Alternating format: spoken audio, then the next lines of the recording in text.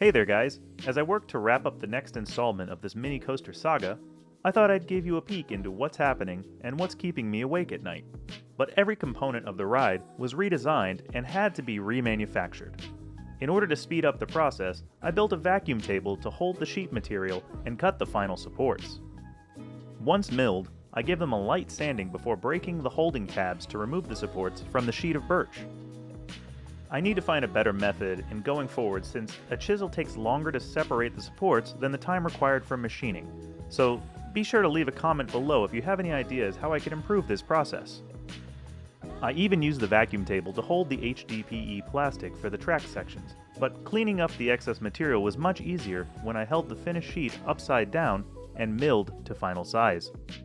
Since this is a prototype, I put my little Ender Pro to work producing hundreds of small track brackets. That is before I changed that design to a simpler solution using less hardware and maintaining track gauge. With the track sections machined and the section numbers engraved, I began assembling the coaster. Well, that is before I ran out of hardware and had to order more. To connect the track sections, I created some mating flanges. These were simply 3D printed for proof of concept.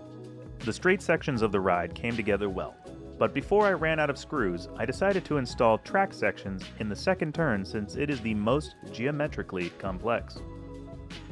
The plan was to bend the sections to fit the turn, but I quickly ran into some problems. Since the sections are too short to complete the turn as one segment, I had trouble maintaining tangent ends of the curves. Going back to an old idea I had, I decided to test out some low-density polyethylene track to see how well it fit the curve. To my surprise, it worked really well, and the issue with the weird bending of the track lip didn't occur. Now, the only problem with LDPE is that I cannot find any material in black. At this point, I decided to try out painting the track section with what I had on hand.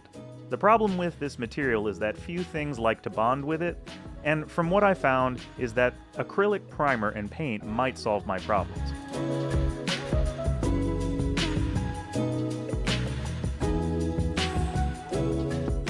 If you haven't already, subscribe so you'll know when more videos are released. And if you want to get a more in-depth look at the design process, check out patreon.com/therollercoasterproject for bonus content. Thanks for following along, and I'll talk to you soon.